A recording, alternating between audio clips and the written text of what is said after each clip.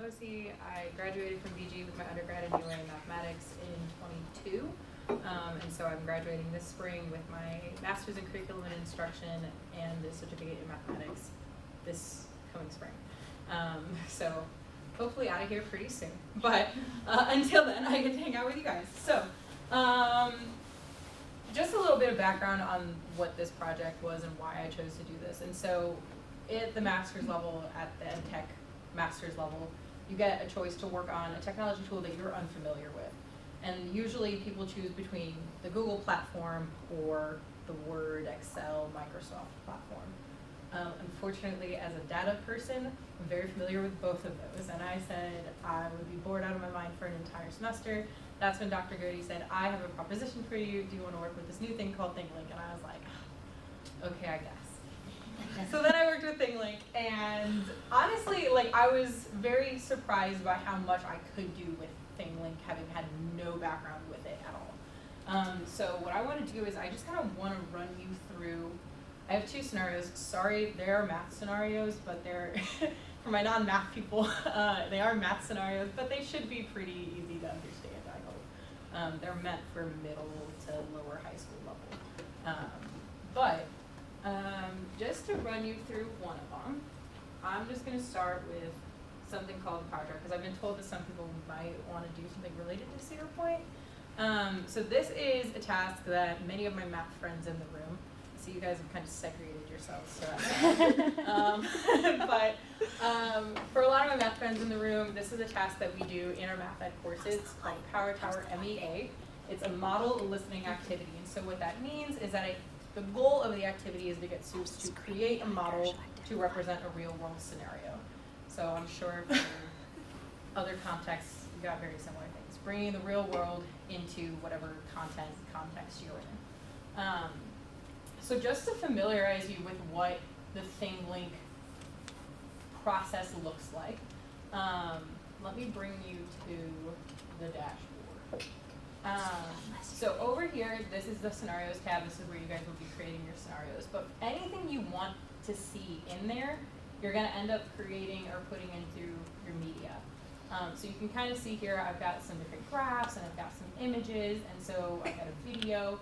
All of these are things that I have to put in beforehand before creating my scenario, and I can move them around wherever I want. But this is sort of like the editing bay of where you're going to do all of your stuff. So I'm just going to click on this image, for example. This is a full-blown, full-scale photo of the power tower.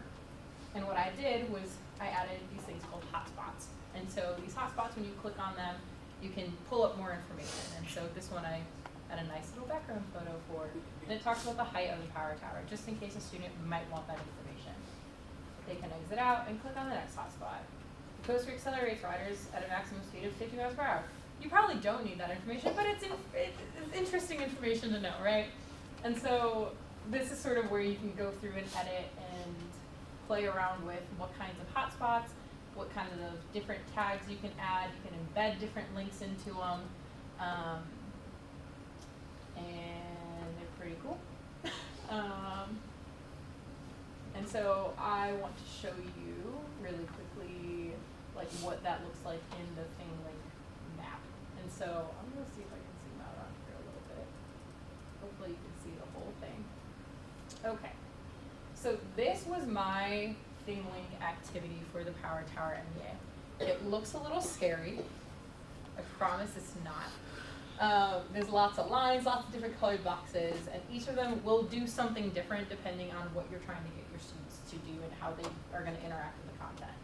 So right off the bat, these red boxes are literally just text. If you ever want to provide a bit of text to your students, or an image or a graphic or something like that, that's essentially what those will look like.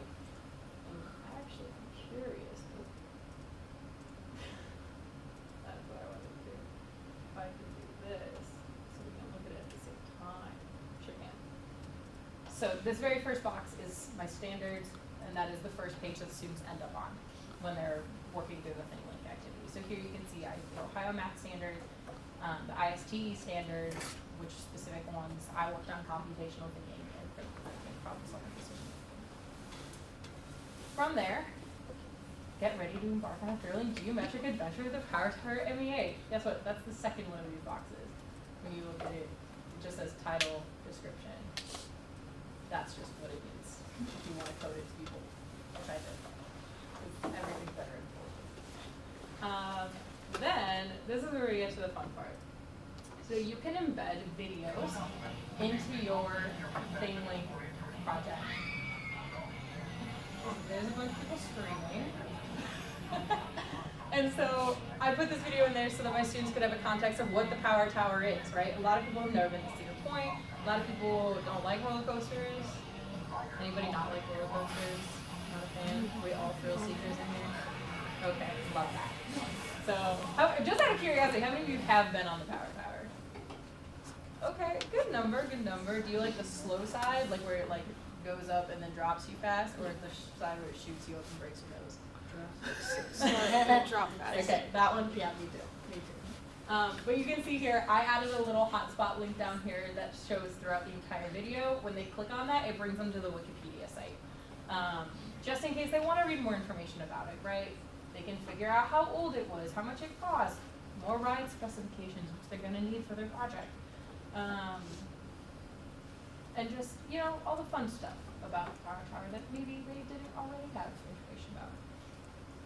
Okay. So that's this little media box. And so that media could have been an image, it could have been a video, it could have been a three-dimensional space that students walk around in, but that's just what the media box does. After that, there's this yellow box, and this is the question box. And you can kind of see here, that would be this question.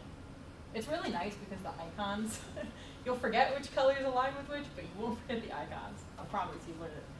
But I used the question box for this one to ask a question. And that question was, if the ride you just watched is called the Power Tower and is located at Cedar Point in Sandusky, Ohio, would you ride this ride if given the chance? So personally, I'm saying, heck yeah. And that's going to let me proceed to the next part of this activity. So after that, we're in the boring part. We're in the boring linear part of this. I promise it's going to get more interesting in a second.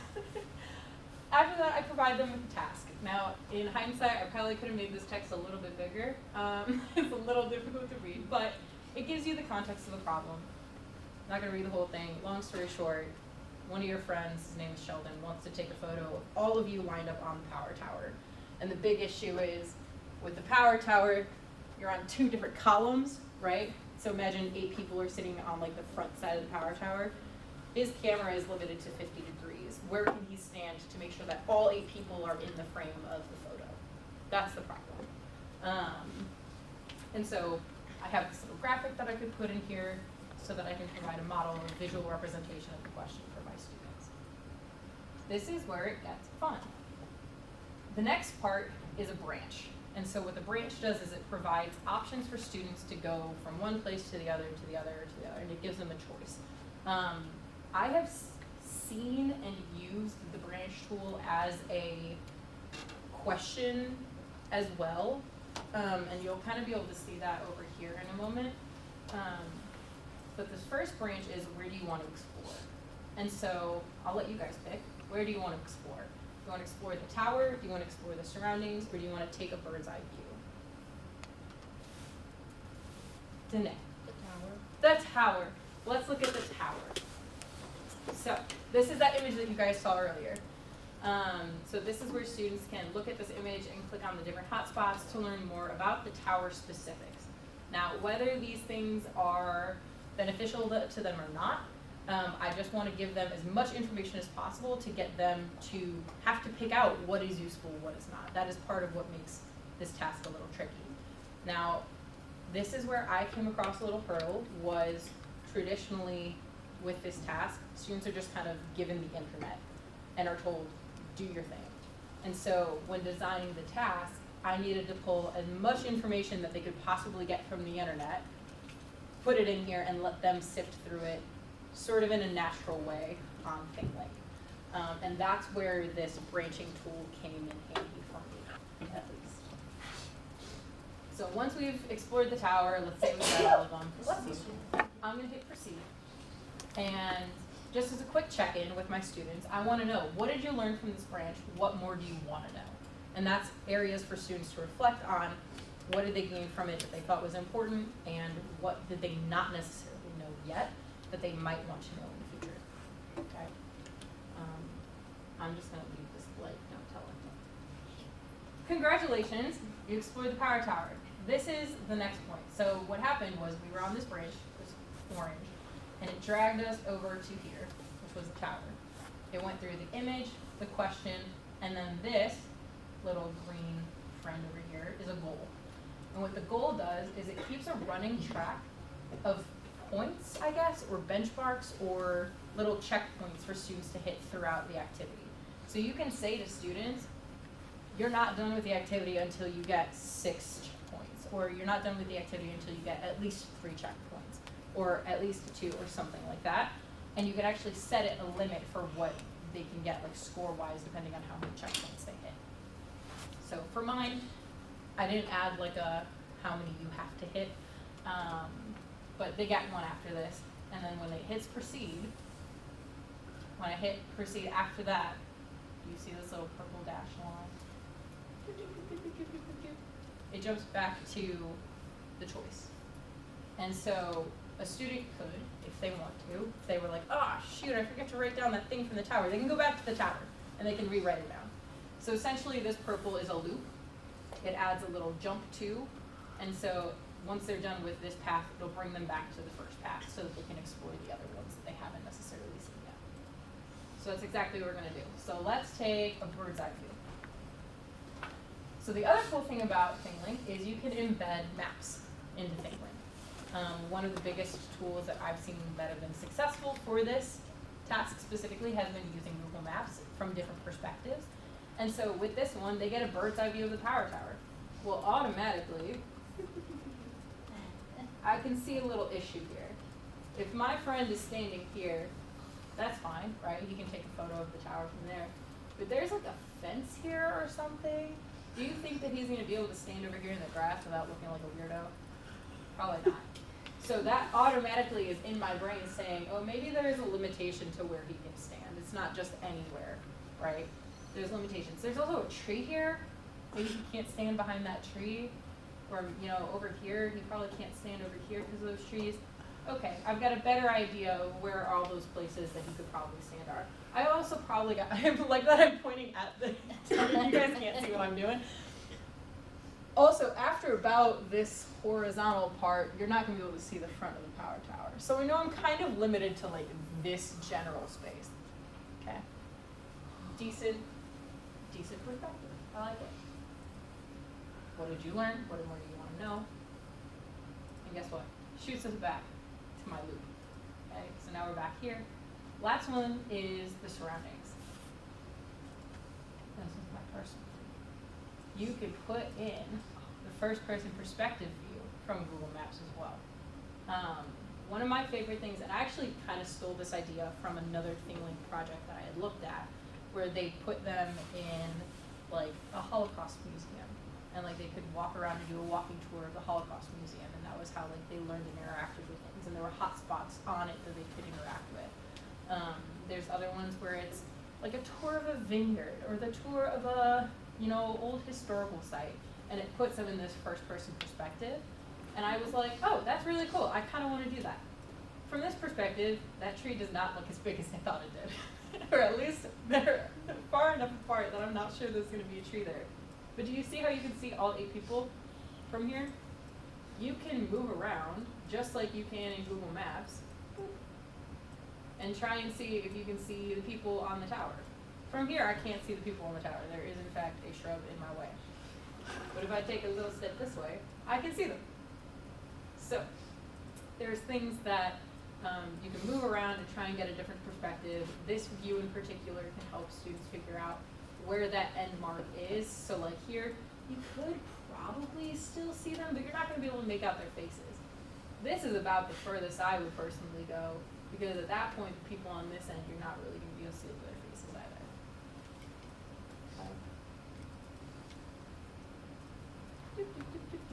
Quick pause.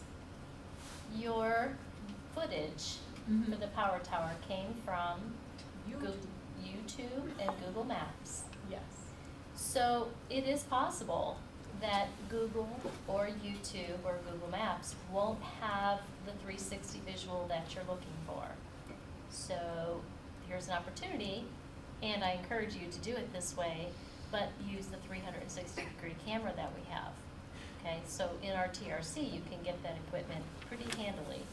If you get to let's maybe get closer in on that personal perspective, the details matter here.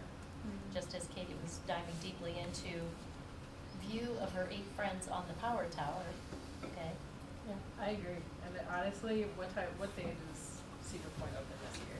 Is it like? Is it Mother's Day weekend? Sooner? It's in May. Rats. Well, if you want to break into Cedar Point and then take photos and videos in Cedar Point, I will not be the tattle. Okay. So notice we've gone through all 3 of these tracks. I've now got 3 points total. If a student can't keep track of which tracks they've been down, you can say once you've hit 3, you can move on. I could put that in the instructions here, but I didn't. So guess what? I've finished exploring. Oh my gosh. You know a student's gonna hit that and be like, oh shoot, I wasn't done exploring. So I put in another question afterward that said, have you explored all 3 branches? Just to make sure, you know? So that's where this comes. I branched into a branch, just in case. It's a little reiterative, but you gotta make sure. And guess what? If they didn't, this else brings them back to the original choice. So let's say, oh no, not yet, take me back. It takes them back to the choices. It's like a little safety step, just in case you got students who are clicky like me. So yeah, let's move on. Oop. Look, they get an extra point for having to explore the whole tower. Okay, so this is where we get into the fun part of Thinglink. Not that all of this hasn't already been fun, but this is the interesting part, at least to me. This is where the limitations of Thinglink come in on the mathematics side, but also more opportunities come in than I originally had thought. So this is kind of like a double-edged sword with the rest of this looks like. On the next screen, we're going to see a GeoGebra tool. My math friends are familiar with GeoGebra. If you're not familiar with GeoGebra, it's essentially like Desmos or like any graphing visual tool that you can use to create some kind of model. You can put lines, shapes, all that kind of stuff. This is where I have to add a specific instruction that says, please take a screenshot of your model. That says your model. But it's supposed to say of your model for discussion later. This is where the first limitation that I found, at least in mathematics, came in, was that you can put this graphing tool in here, you can add points, you can make a circle, whatever, right? You can create a polygon between all these points, blah, blah, blah, blah, blah, blah, blah, right? That's my model. Let's say that's my model. The limitation comes here. There is no way to save. There's no way to log in to GeoGebra at the moment with Thinglink. Now that's something that Thinglink might be able to add in the future, is ways to log into programs and maybe partner with programs to be able to do that. But at least on the mathematics end, this tool at least does not let you log in yet. I can zoom to fit, make it into a nice little ellipse. It looks a little strange, but workaround, just tell them to take a screenshot and move on. That was the quickest way I found to remedy that, and it's not that big of a deal. So let's say that's my model. Next. Oh, look, we don't trust students.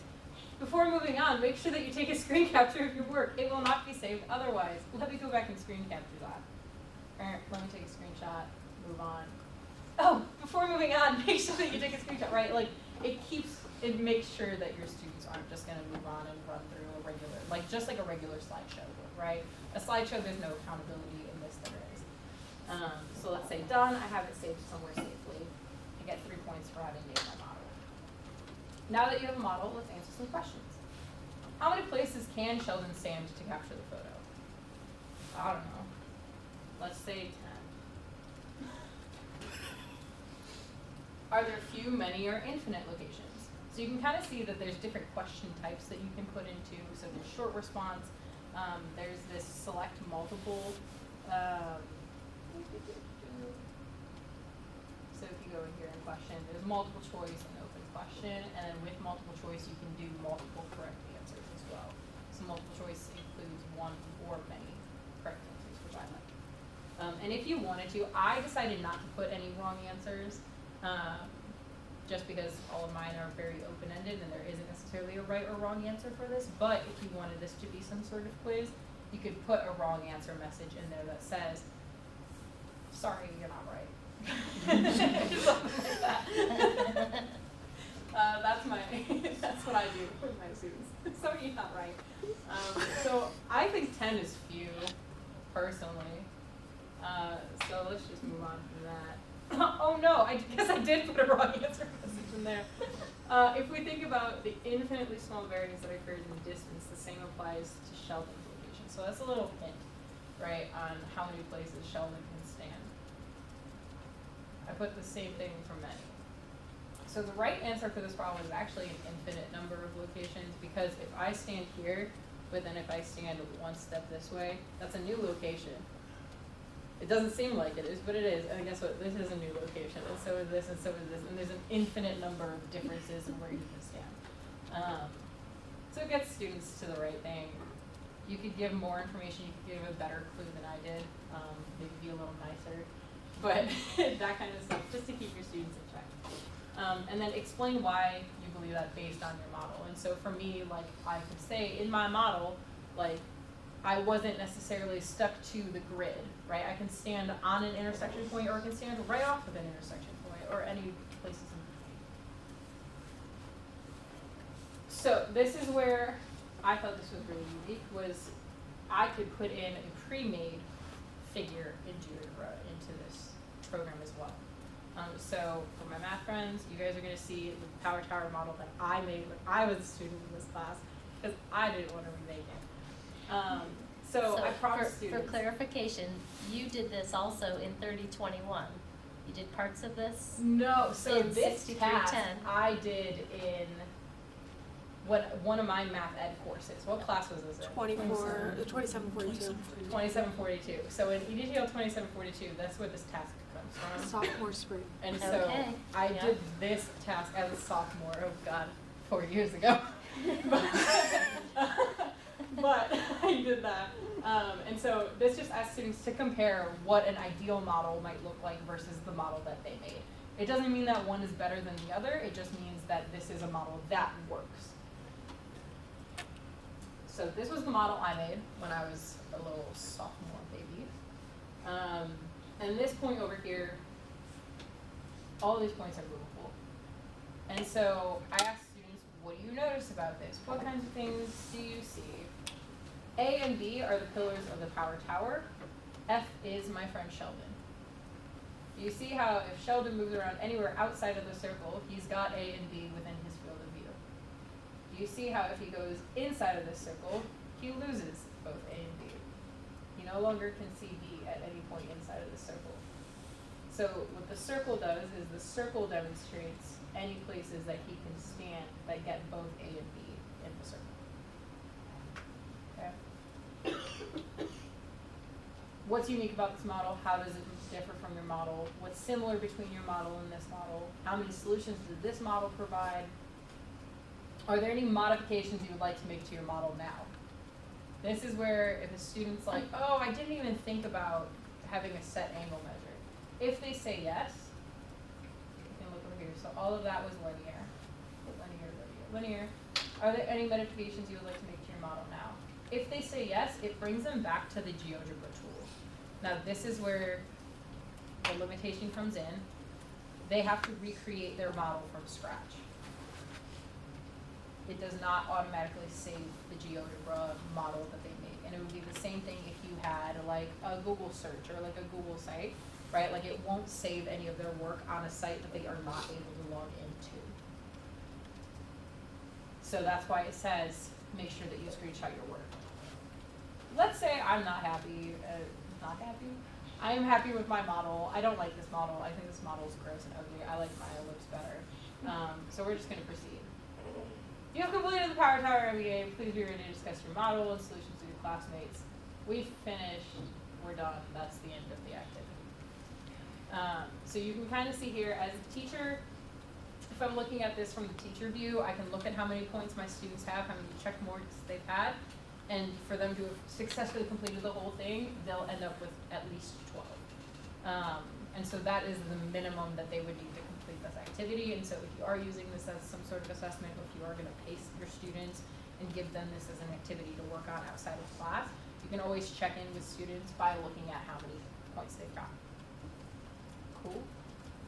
Any questions about any elements of this task, the way it was organized? Maybe not the mathematics because I barely remember it, but anything other than math. Awesome. Yeah. Did you pre-game your concept map before you got to Thinglink? Or I did you build sure it did. as you were thinking it in Thinglink?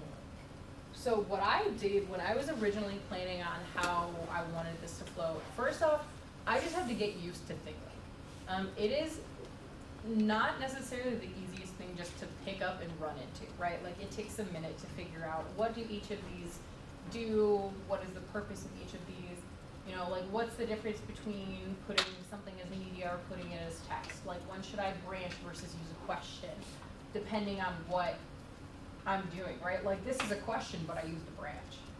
So it's like, when do I want the differences? And so it all depends on what your goal is for each step, for each step of your activity. So for me, I started out with, I knew I wanted an introduction and a video.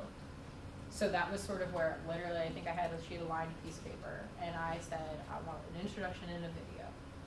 And then I said, I want different ways for students to be able to learn about the Power Tower. So I said, I want something that links them to an outside video. I want, or like an outside website, which I ended up clipping into the video. That was a wiki video. I said I wanted something with the Google Maps because I really wanted to encourage students to use Google Maps to their benefit, to figure out where people can stand and all that kind of stuff. And then I also wanted something where I had students to get more information about the tower that maybe they didn't already know. So like when we do this task as sophomores, a lot of times we'll see people like trying to find the width of the individual seat on the tower. And they're looking up like the manufacturers of the seat covers on the tower. And I'm like, y'all are crazy. I'm calling. Listen, we didn't know where to go, so we went with the seats. I don't know what you want from me. You don't need to know the width of the seats, is not the problem. But it's a creative way Well, to we do it. figured And it so out. like giving students the opportunity to explore those things, like I don't want to limit them. So I want to give them as many options as possible. From there, I knew that I wanted them to create the model itself, and that's where I knew they were going to explore first, then they were going to create the model. That's where I knew that I needed this branch. And then from there, working on what the model would look like, what tool I wanted to use for the model.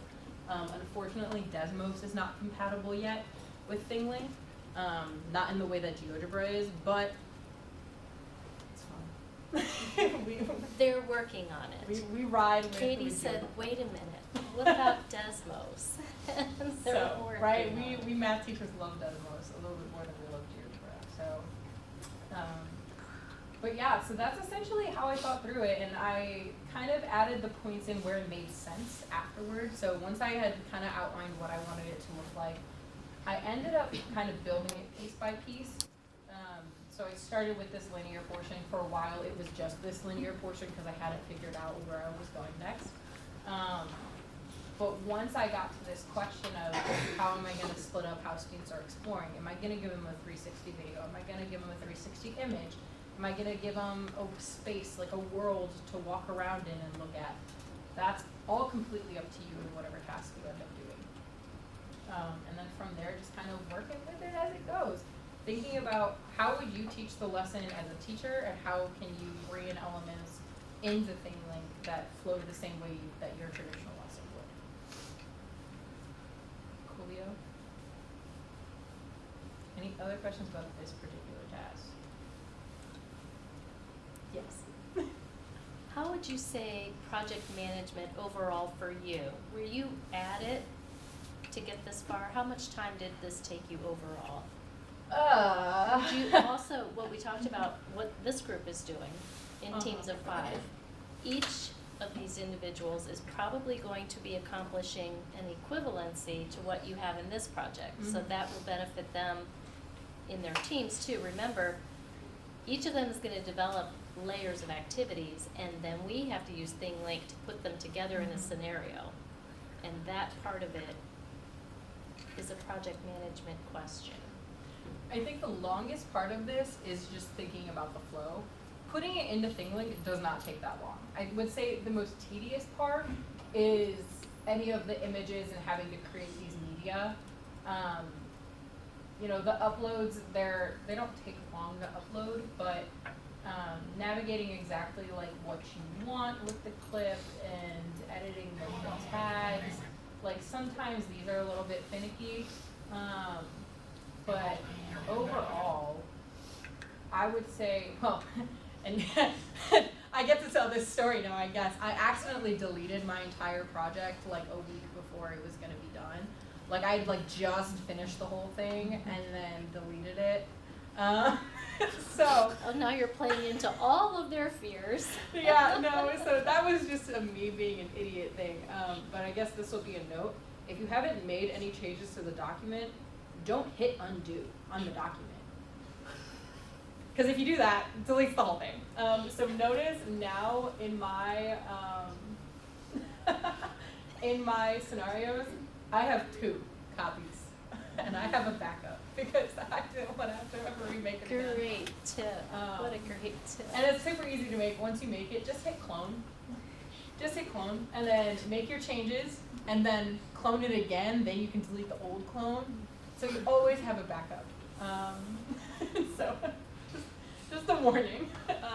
It is possible that Thinglink can self-destruct. Well, and this is also a tool far more sophisticated than an open source, you know, Canva, where Yes. Canva is autosave. You know, you work with some of the online tools and they autosave, while Thinglink does not. That's a great tip. Well, it's awesome now because it won't even let me hit the undo button. Maybe they changed it in the time from It's- last year. Right? It's getting Maybe better they and took better. for feedback. They did. Yes, that's right. They said Katie managed to self-destruct the entire project. Let's make it so she can't. So yeah, I guess erase that fear from your minds. But you can see in this one, like this was a very question-heavy project. Like there wasn't a lot of, like I don't know. It was interesting. But this is a very like it's linear then branch, then linear then branch, then linear then branch. And so like this is one of those where the choice happens sort of later on in the flow. Another thing that was actually pretty beneficial to me was in this create a scenario. In this create a scenario, I actually started off with this escape room template. Like that was sort of how I wanted it to flow. Like I wanted it to be some information that's linear, then they branch, but then it ultimately like comes to one end. Versus this next one that I want to show you is this self-exploratory model. And so that's this. Some of my friends might be familiar with graphing stories. If you're not, it's essentially a video of somebody doing something or something happening, and then relating that to a graph or a visual version of the graph. If you're a sciencey person or if you're in physics, a lot of this has to do with particle motion. And so that's sort of the structure of this. So you can kind of see it's 2 very long linear branches. They can pick one version where it says, I want to, it says, I want to create a something. Let's just preview it. So we're gonna have standards and ISD standards. Okay, so I want to create a story or give me the story. And so that's the 2 options the students get. I think the give me a story is more interesting. So we're gonna go with give me a story. So this says, let's take a quick look at a scenario. As you're watching the following 15-second clip, think about what changes over the course of the video. Okay, so this one's like more of like an introduction to what the task is gonna look like. So let's watch this video. Told you it's just a video of a guy doing stuff. Climbs to the top, pops the booty down, sits there for a minute, slides, and nails the landing. Okay. That's like, So,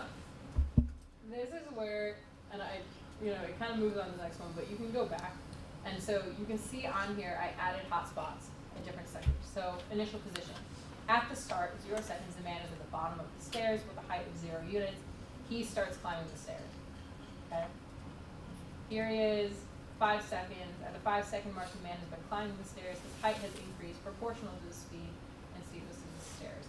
So that's hinting to my students that that part's linear. Okay? It's going to be a straight line. Once he hits the top, 10 seconds, he has reached the top of the stairs. This is the highest point. So you guys can kind of see how, like, along the video, I add points for students to click on to learn more about what's happening in the scenario. These hotspots are only in this video.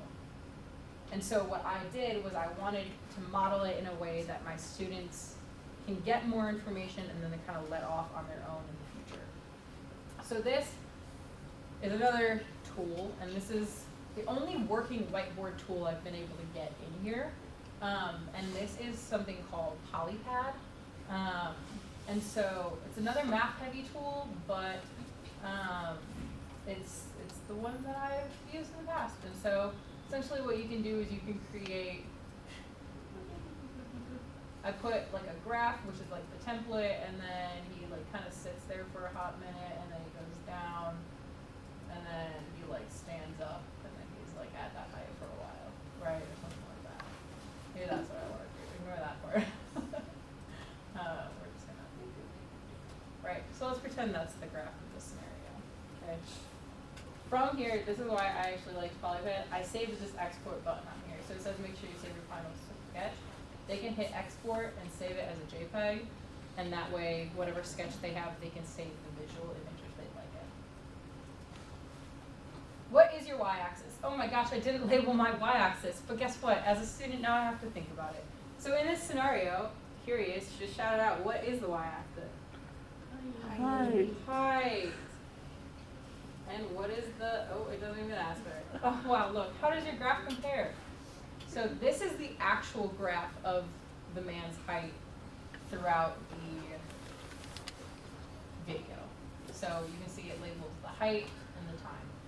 This was stolen directly, I'm pretty sure, Desmos activity.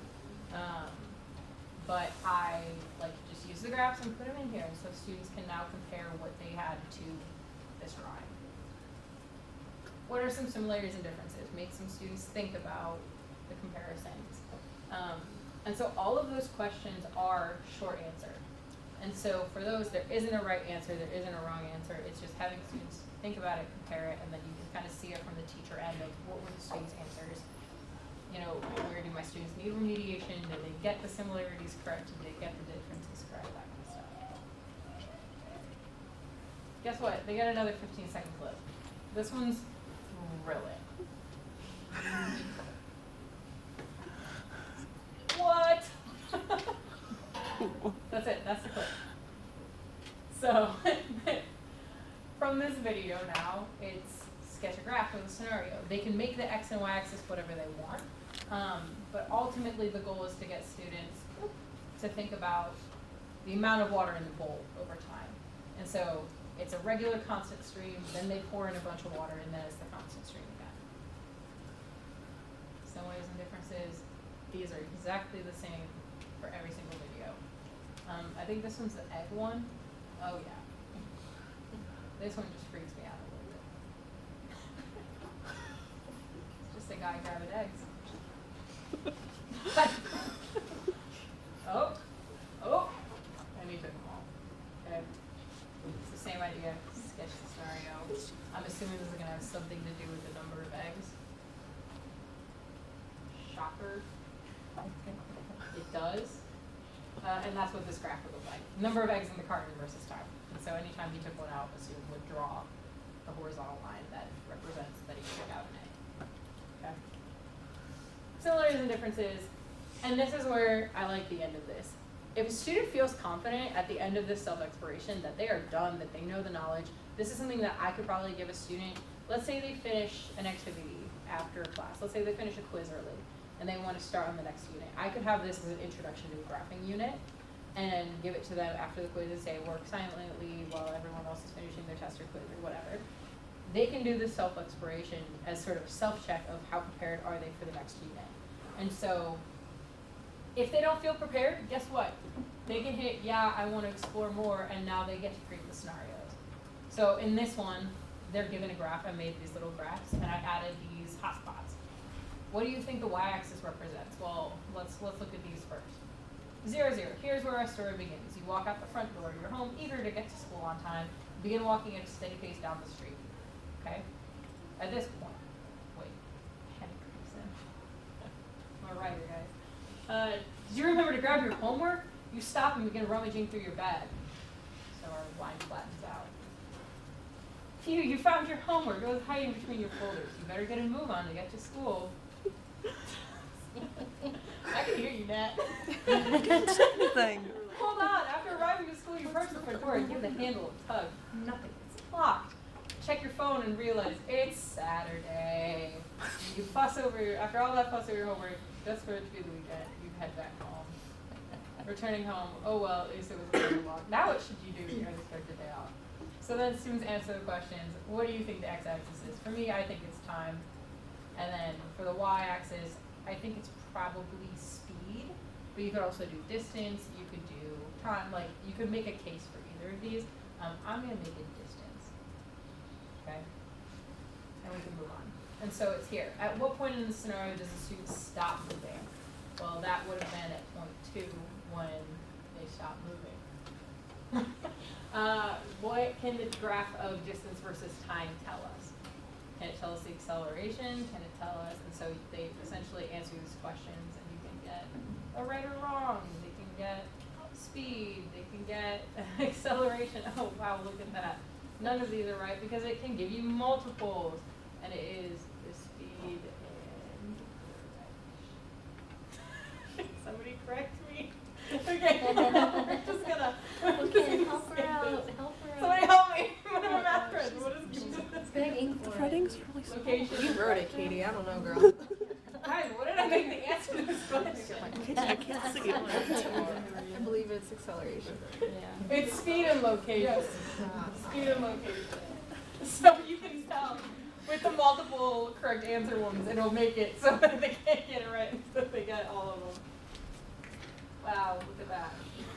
What does a steep line on a distance versus time graph represent? High speed. What is a flat line? No speed. What is the line? So like you can kind of see that these are just more like, can they understand what the graph is asking kind of question. So guess what? There's another graph. And in these ones, it asks them to label the x and y axis on their own, and then they get to write a story that makes sense for the graph.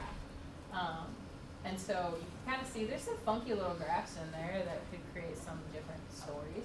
And so I essentially wanted students to be able to look at and compare a visual and create some sort of other thing. But you can see here, like, these are literally only broken up by questions. So question, question, question, media, question, question, question, media. The same idea, they get an explore more. If they say no at the end of this,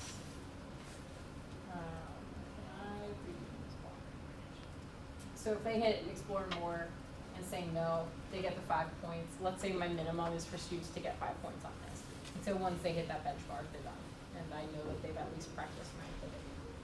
Okay. A quick reset. Now keep in mind, Katie did not develop this particular content. This is her playing with the content that's been developed as examples in Thinglink. Okay, correct? The other content about the power tower came from her work, her original, from her initial sophomore class, right? You could go back to your roots still and find things that are usable that can be built into Thinglink. Yeah, and honestly, like, and this is where we talk about this as teachers all the time, don't reinvent the wheel. If it ain't broke, don't fix it. Like, if there's a really good activity out there that aligns with what you're trying to teach, use it. Because that's what teaching is all about, is developing good materials as a community of educators and sharing those materials. So that's sort of where I got these videos. This one's not in that activity, but this one's just, I thought you guys would enjoy seeing that one. But that's where I got the idea of using the sign function, because if you're looking at like distance of him from the camera, it's kind of like a wave, right? Like he's gonna go, and then he walks away. He's like marching, so I don't know. But you, like a student could create a story for this of like how high off the ground is he, and it's just a straight line because he's the same height the entire time. That is completely valid. And so that's where like the beauty of this program allows students to use these open-ended problems and kind of get through what that looks like. The other thing that I ended up not being able to use yet, but I would love to, was this. And so this is an AI generated image from Thinglink. Thinglink generated this image based off of a prompt. I think I typed in geometric cityscape big city. And so this is what I had typed in. And so you can kind of see like, it's a pretty nice image. Like I would like to live here. Like I don't know, this is giving like penthouse vibes and I want it. But you can see I added quite a few different points around here. And so this could be something that you have students figure out and explore different concepts based off of the visual image. So for me, I was looking at parallel and perpendicular lines. And so what better way for students to explore those? Notes are boring, so why not look around this, and once they find a set of parallel lines, oh, those are pretty much parallel, it'll tell them the formula to find the slope of the line is y2 minus y1 divided by x2 minus x1. Same thing over here, perpendicular lines that intersect at a right angle. They have opposite reciprocal slopes, and so you can kind of see like that would be perpendicular lines at the corner there. Down here, it talks more about perpendicular lines because there's more perpendicular lines. Same thing over here, graphing them. And so there's more parallel lines, gives them more information about them, they never intersect, that kind of stuff. This was a very basic way to use this. I'm gonna be honest, as a math teacher, I wasn't very creative in this sense. But the visual was cool, and it gives students sort of this three-dimensional space to explore content rather than just reading it from a textbook, which is fun. Any questions about that? Yeah. I just have like a general question about Thinglink. When you have all these questions in there, Mhm. are you able, like, does it like save it to some sort of database to where you as a teacher can go back and look at what the student said? So for these questions, no, because these aren't really like, but are you talking about like in the scenario? Yeah, like the short answer or the multiple choice. Yeah, so there is a,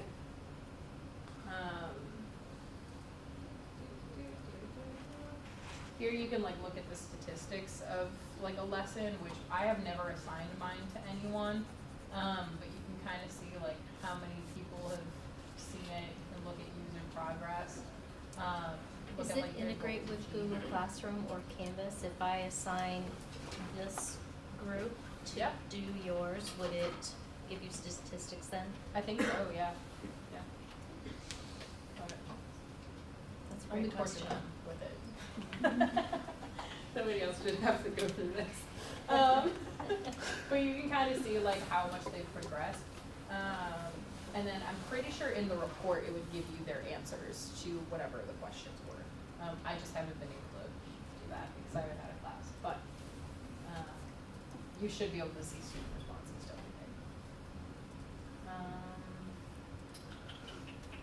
Another question? There's a question for you actually. So, Okay. like the big flow of the lesson, Mhm. as a group, are we each doing that thing with like all those assignments that we have to do, or are we all making like one giant one? What I imagine is this will shape up in, okay, well, correct me if I'm wrong, right? So each of you is gonna have a set of your activities, okay? Okay. So you're gonna all branch off the top. Okay. So like we'll have like an Scenario. overarching like question, and then like Correct. when it goes to the branching, we'll each have like our own branch with all those like 5 different things we have to do. So that's correct, but realize there are so many approaches to this, okay? You design how you want this. That's why I asked Katie about, did you come in cold here and start navigating this way? But it might help you to have a project flow chart and then identify who's doing what parts of the project. And I'll get to you in just a second, because I think about this in another way too. It might be among all of the math groups, you've got a specialist in hyperdocs, a specialist in video, a specialist in assessment, okay? You could also divide yourselves that way. In your groups now, you each have to do a little bit of everything. So we just need to do 5 of each of the things on that doc, and we could like either separate it how like you do 5 of like each type of thing or 1 of each type of thing? Each of that you what is you're saying? responsible for a set of materials on that one topic, Okay. Okay. all right?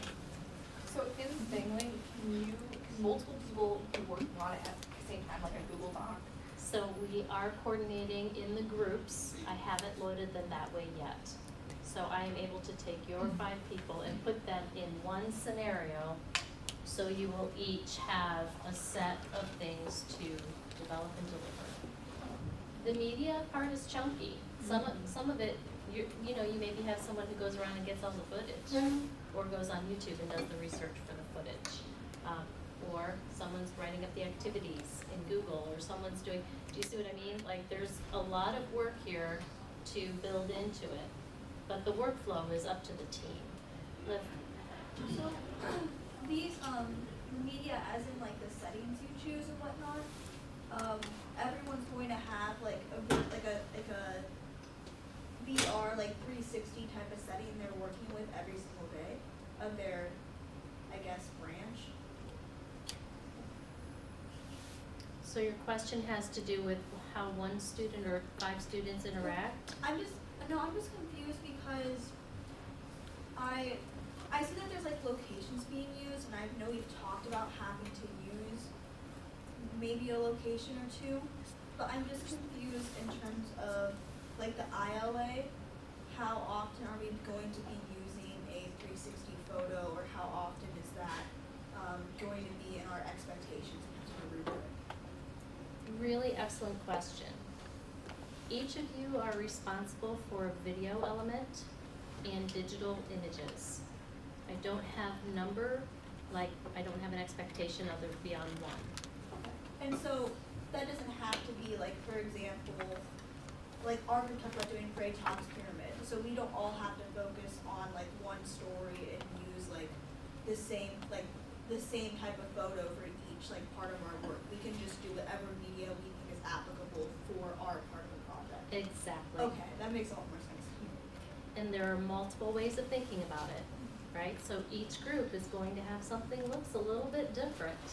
You know, Katie approached this with her own. She did it by herself without other team members. But I think it is more inviting and richer if we have teams of people working on one topic. I think Katie probably produced enough that would have taken 5 people, right? That's what gave me the inclination to unpack this for our class. Katie did this as a project in the graduate program to help me figure out what are the parameters and opportunities within Thinglink, because it's brand new. It's brand new. Yes. So is the I'm looking at each student is responsible for the elements part. So is the hyperdoc the picture that she had with the different hotspots in it? Is that what like a hyperdoc is? Interesting. Actually, no. That is a Thinglink image with hotspots. Okay. A hyperdoc is like what you've been working with me in Google. I have a template that has Lots of like scavenger hunt. Okay. Yep. Okay. Yep. And then for the interactive online quiz, would that then not be the questions that she had without it, but like a link to like something else, or is it the questions that she had on the thing? She actually, I think in her scenario, built in the questions and the prompts, and so that would be quiz worthy. Okay. It might not be easy enough for you to get to the depth of knowledge you want, like maybe your assessment isn't just probing or prompting and responding in Thinglink. It might be more of a Google crossword, or it might be, use some imagination there too. Different ways of assessing. We have formative and summative. You can put the assessment digitally in here. In either way. Yes. So just to make sure, do you want us to also have introduction questions? Like, I'm sorry, what's her name? Katie. Like Katie had? So like, I don't know, for us we were talking about doing like study locations. So did you want us to do like an introduction and then break out into our branches and each of us do the 5? So this is your palette, okay? You're the artists.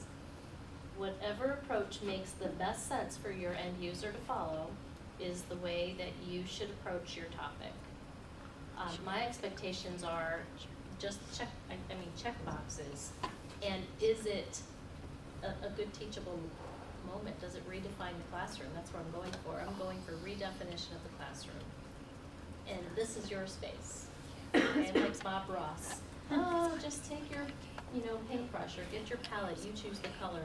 Okay, that's this world right now. Liv. I think I put this in a sentence that I understand what you're asking, but I just want to say it to you and confirm that it's right. So, Will I be able to copy and paste it later? Sure. Okay, thank you. So, basically we're making, say we have all our group members, isn't it 5 of us or something? 4 or 5 people. We are all making a unit plan per se that we're co-teaching, and we're each taking, say, a day of that unit plan. But, and we'll have one classroom where that's a simulated classroom that we're hypothetically co-teaching, but our platform is just Thinglink. That sounds really great, yes. Slay. And I like how you use, I don't think in terms of units, because our world is all unpacked in terms of tech tools. So what we're doing in this class is connecting the tech tools with the language you need in order to build your lessons in this space. So can I have your sentence? Oh, yeah, hold on. Thank you. I typed it up in my notes before I read it out loud because I'm a yapper. Sometimes, just doing that right now and then translating into Discord for all of us to share would be a beautiful thing. Yeah, all right, thank you. But so we're not necessarily teaching, we're just having a gallery walk, a digital gallery walk? For your units? Yeah. Yeah, you Okay. could look at it that way. And guess what? In the end, we're gonna have 8, Okay. right? We'll all have, on our portfolio, all your scenarios will be available there. And I would just add, what I've seen, at least from the activities I've looked through with Thinglink, last year, I just looked at a bunch of different example lessons, and that was sort of how I got my mind primed for what I wanted my structure to look like. It was either one activity with multiple branches, which is what this Power Tower MEA is more like, or it was more like the graphic stories where there's multiple paths the students can go down to achieve the same goal. And so that's kind of how you're talking about with the unit plan. The unit has one goal traditionally, right? Or a set of standards or a set of objectives that you're trying to meet. And you've got multiple activities that work toward developing one standard or a set of standards. And so if you're gonna take that approach, I think it would make sense. You either do one big topic that has multiple ways of achieving that topic, or a set of topics and every, a big overarching topics with subtopics, if that makes sense. So it's your activities can be all bits and pieces of one big project like the Power Tower is, or it could be, here is a set of objectives, how are some different ways that I can beat that objective? If that makes sense. It makes a tremendous amount of sense. But as we actually get closer in and start working with it, other little granular questions will emerge, and I think that's part of the learning process for this group, right? We're working in teams to accomplish Thinglink scenarios, and we're really carving it out. This is new. You might be able to go onto the web and find some scenarios actually through Thinglink, but remember, they custom developed it for a specific audience. That's what your role is going to be here. I'm just making sure I heard you correctly. For our groups, you're making the groups for us, or you want us to make the groups, on Thinglink to make the... You're in your groups. Right. Just to work on the scenario together. In the Thinglink environment, your groups are not yet built. Okay, that's what I was just making sure. So you're working on the storyboard and all the material that's gonna make up the scenario. And I'm working on getting your space for your scenario. Okay, cool. We're not quite there yet. We're still in production. You guys have been great. Great questions, great interactivity. Let's give Katie a round of